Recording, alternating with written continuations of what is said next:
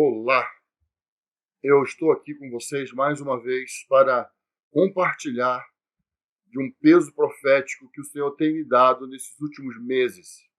Eu sinto esse peso profético crescendo muito fortemente esses meses. E olhando tudo que está acontecendo no Brasil, olhando toda a manifestação que está se formando no Brasil, eu sinto que é urgente chamar a atenção da igreja para algo que está nos envolvendo, algo que está acontecendo. Nós, povo de Deus, temos um chamado muito específico, muito importante, e nós não podemos confundir o nosso papel, o nosso chamado, o nosso sacerdócio diante do Senhor. Se você quiser saber mais sobre essa questão sacerdotal, eu vou deixar aqui o endereço de um vídeo onde você pode estar acessando e pode estar assistindo e me ouvindo falar mais sobre isso. Mas eu quero chamar a sua atenção como igreja. Gostaria que você prestasse muito atenção. Todos os anos eu tenho por hábito ler a Bíblia toda. Leio de Gênesis a Apocalipse. Faço isso há muitos anos na minha vida. E esses meses, desde que eu comecei a ler Isaías, eu comecei a perceber o quanto há uma semelhança entre a situação rebelde do povo de Israel e Judá com a situação da igreja hoje. Então, nós precisamos atentar para a palavra escrita de Deus, porque nós temos um documento, nós temos a palavra escrita de Deus. Nós temos que prestar atenção àquilo que o Senhor falou, àquilo que aconteceu na história. Quando nós vimos a história do povo saindo do Egito, nós espontaneamente costumamos dizer que foi a nossa saída do mundo. Que assim como o povo de Israel foi tirado do Egito e foi levado para a terra prometida, nós, igreja gentia, fomos tirados do mundo e recebemos a Cristo e fomos chamados para andar por Cristo, andar com Cristo. Então nós temos muita tranquilidade em fazermos esse tipo de comparação. Porém, eu gostaria de chamar a sua atenção que a igreja não substituiu Israel. A igreja não tem nenhuma indicação bíblica de que ela tenha substituído Israel. Então, mas nós precisamos prestar atenção na história. Porque são a história de homens. Porque são a história de pessoas iguais a nós. Então, presta atenção numa coisa. Se Israel desobedeceu e foi castigado, por que com a igreja vai ser diferente? Se Israel, a nação que Deus escolheu para representar o seu nome diante das nações, desviou do seu caminho, errou, pecou e foi castigado. Israel foi expulso da terra. Por quê? Porque desobedeceram. Então, antes do povo de Israel entrar na terra, o profeta Moisés, em Deuteronômio capítulo 18, ele declarou: vocês vão entrar na terra, mas não ande na prática do povo desta terra. Não cometa os mesmos pecados abomináveis do povo desta terra. Você pode conferir isso lá em Deuteronômio capítulo 18. Você vai ver a palavra profética de Moisés anunciando a promessa do Filho, anunciando que o Senhor enviaria um profeta maior que ele e que falaria exatamente as palavras do Senhor. Então o povo entrou na terra, o povo foi para a terra. E nós temos toda a história dos juízes. Cada juiz, ele governou Israel por um período. Provavelmente nós tivemos ali quase 400 anos de história, ou um pouco mais, só com juízes. Então presta atenção numa coisa.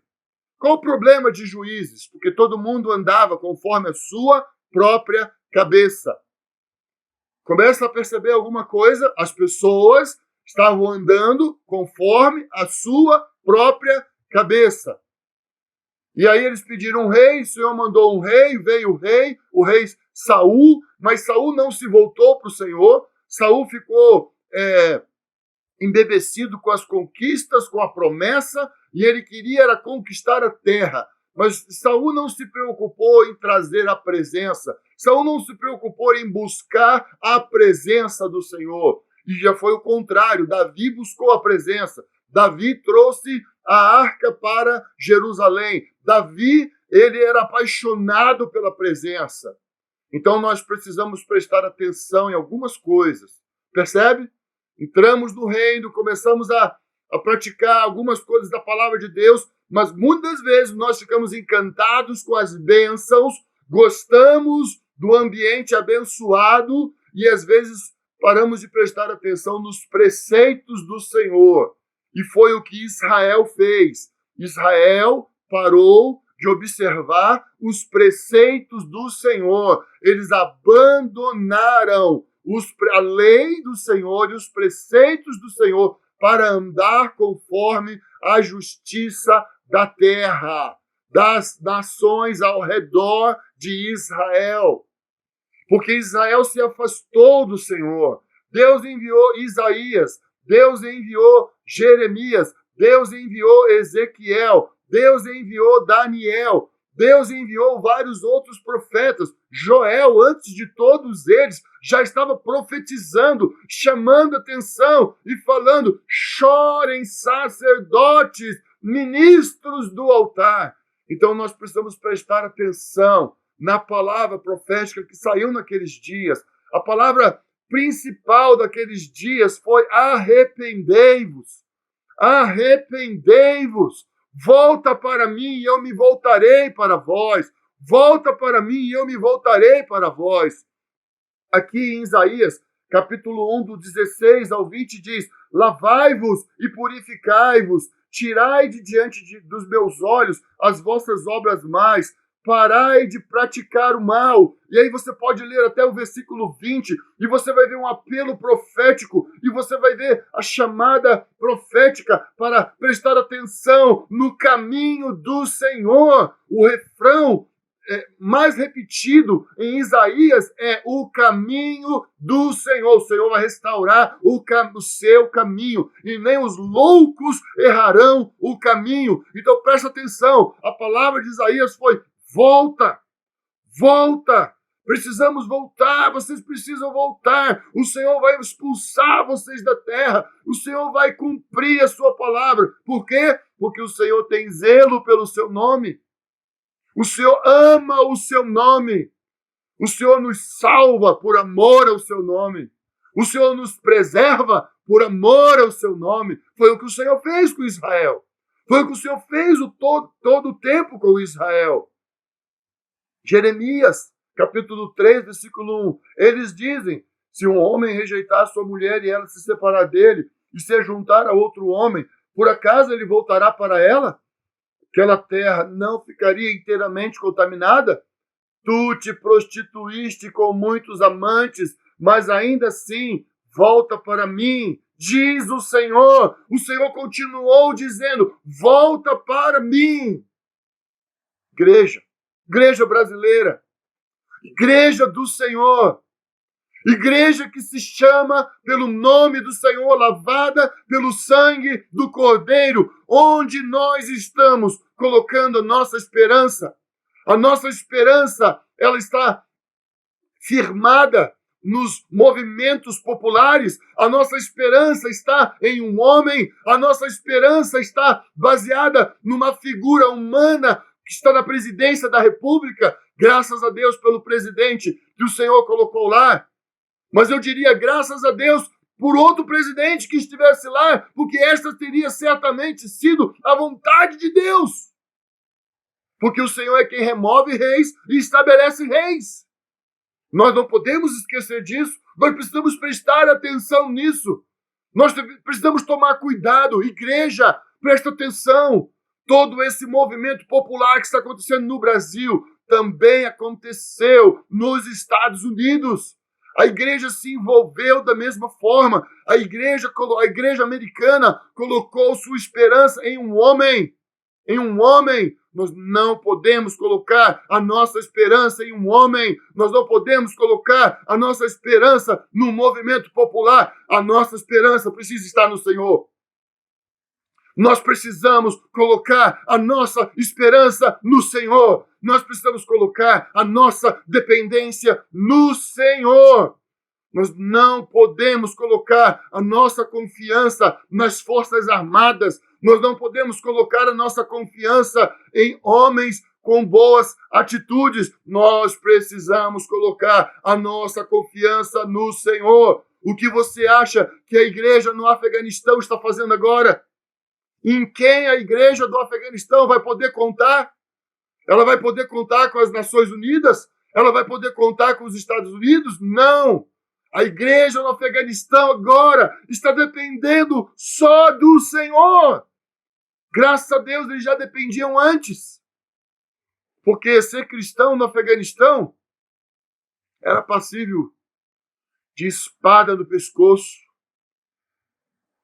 Queridos, onde nós estamos colocando a nossa esperança? Onde nós estamos colocando a nossa esperança? Deus acabou com o Egito para Judá não depender mais deles, não ter esperança deles. Deus acabou com a Síria para que eles não dependessem da Síria. Deus julgou os zombadores como Edom, como Amon. Deus, ele não brinca, e nós precisamos entender que ele faz tudo por zelo e amor ao seu nome. Deus age pelo amor ao seu nome. Jeremias 4:1 diz: se voltares, ó Israel, diz o Senhor, volta para mim. Se tirares os teus ídolos abomináveis de diante de mim e não andares mais vagueando. O Senhor diz: volta para mim. Irmãos, eu creio que o Senhor está dizendo para a igreja: volta para mim. Volta para mim. Nós temos a exortação de 2 Crônicas 7:14. Se o meu povo que se chama pelo meu nome se humilhar, orar e buscar a minha presença, então eu ouvirei dos céus, perdoarei os seus pecados e sararei a sua terra. Apóstolo Paulo fala em 1 Timóteo capítulo 2, que nós precisamos levantar mãos santas e orar por todos os homens, orar por todos aqueles que exercem a autoridade na nossa nação, para que nós tenhamos dias de tranquilidade. Irmãos, o nosso chamado é confiar no Senhor. O nosso chamado é buscar a presença do Senhor. O nosso chamado é buscar a face do Senhor. Nós não podemos colocar a nossa confiança em homens. Nós não podemos depositar a nossa confiança em movimentos populares. Nós precisamos buscar a face do Deus vivo, do Deus de Israel.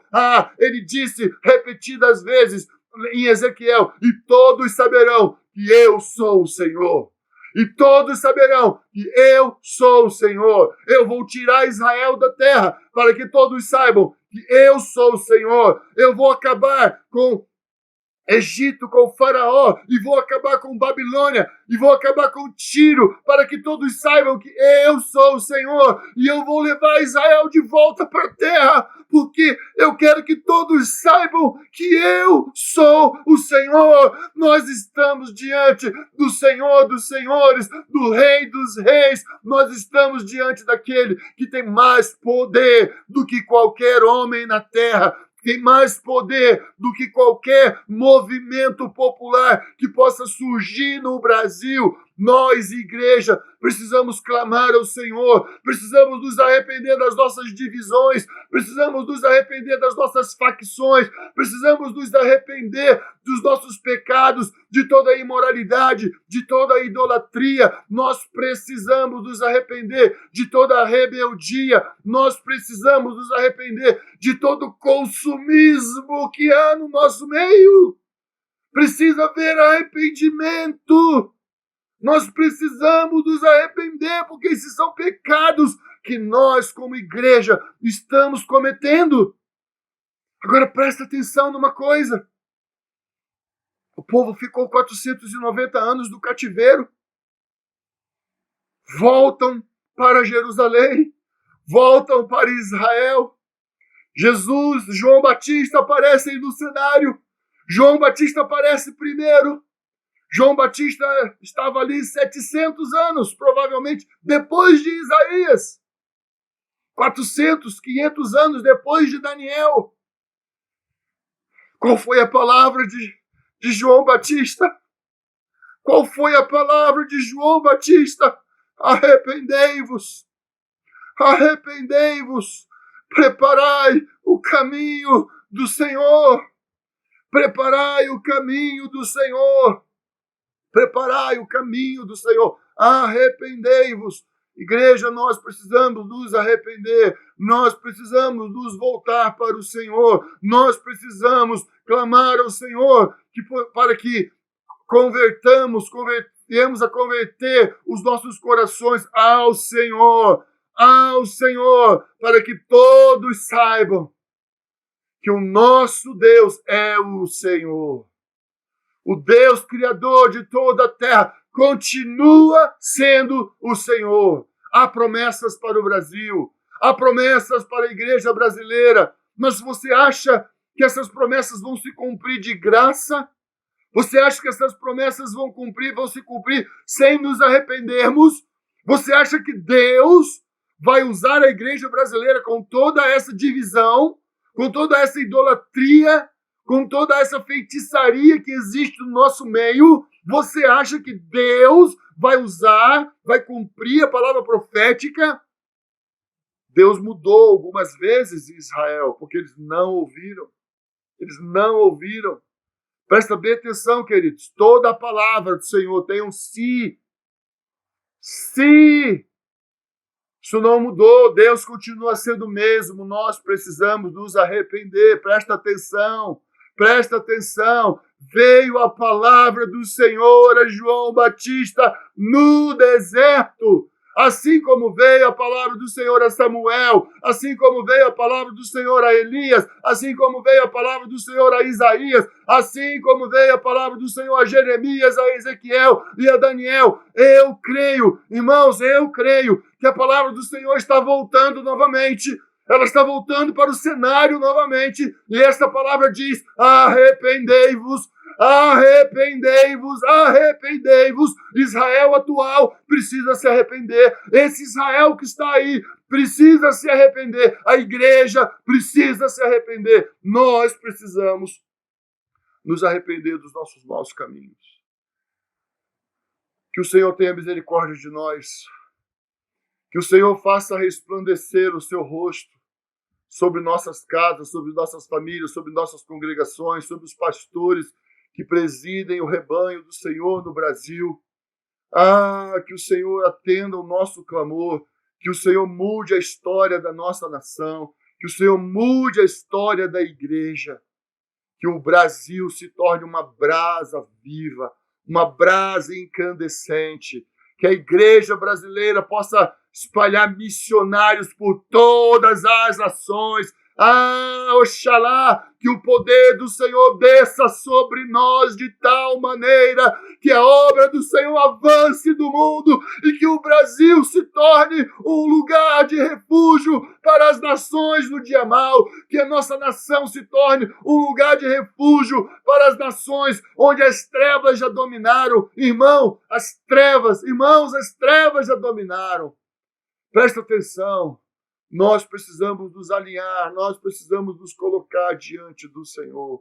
Busquemos ao Senhor, esquadrinhemos nossos caminhos e voltemos ao Senhor. Lamentações 3:40, esquadrinhemos nossos caminhos e voltemos ao Senhor. Igreja, voltemos ao Senhor.